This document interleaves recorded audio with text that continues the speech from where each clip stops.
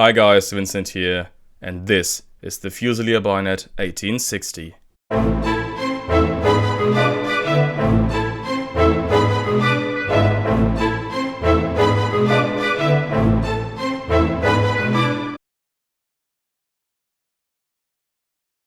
This video will be the first out of 3 covering this little family of bayonets, which served the Prussian army from 1860 until the end of the First World War.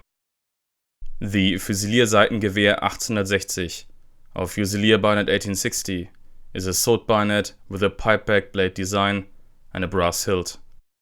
The bayonet is fixed to the rifle via a 21mm diameter muzzle ring and a leaf spring locking mechanism in the handle.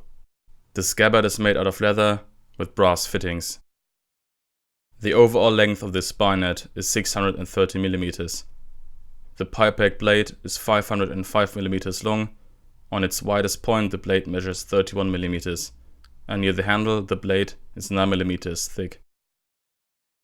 Without the scabbard the bayonet weighs around 815 grams.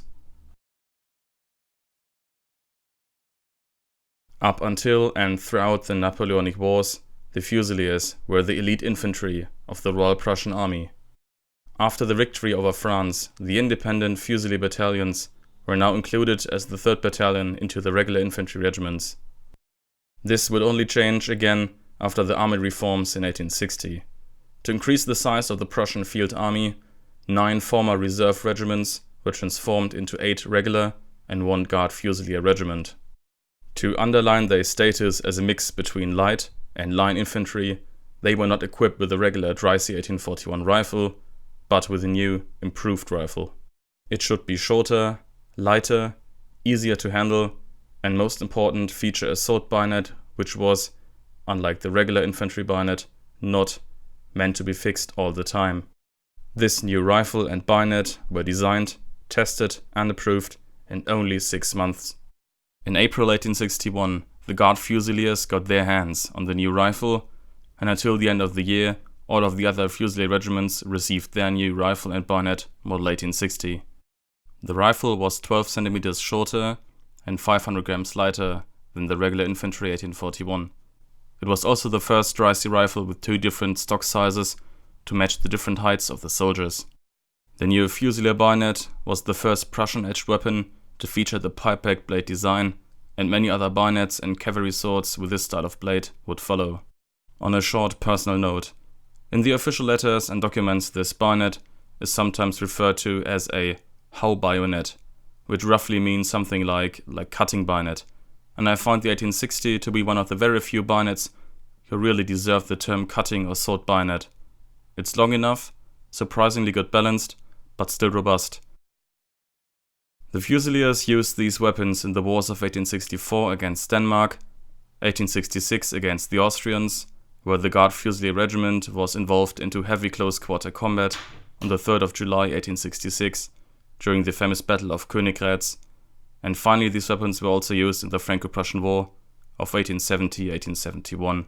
Next to the Fusiliers, some Prussian Navy units, the Sea Battalions and the Naval Dockyard Divisions, were also equipped with the 1860 rifle and bayonet in 1862 via order from the king himself.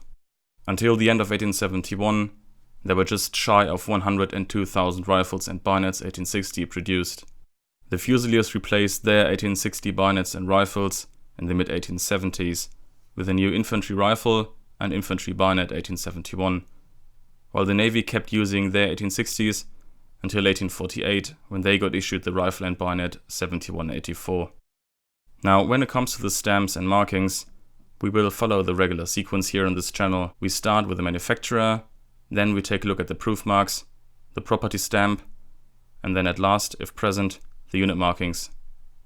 The manufacturer of this 1860 bayonet was Gebrüder Weyersberg in the city of Solingen.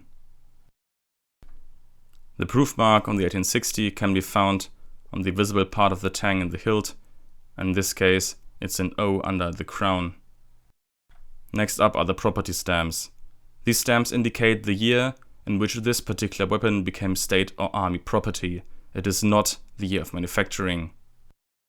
The stamp consists of 2 digits under the initials of the ruling monarch of Prussia. In the case of these early dreyse assault bayonets, there were always two property stamps. In most cases, both property stamps show the same year, but they don't have to.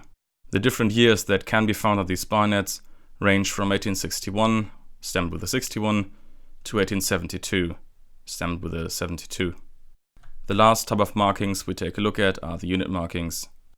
Now, as some of you may know, Navy weapons are a particular favorite of mine, and this 1860 is one of those Navy ones. It is marked to the 1st Werft Division or Naval Dockyard Division. The scabbard is marked with EC, which is believed to be the Ersatz Company for the 1st Sea Battalion. The regular Fusilier markings would be F and then R for Fusilier Regiment. And this is all I have for you today.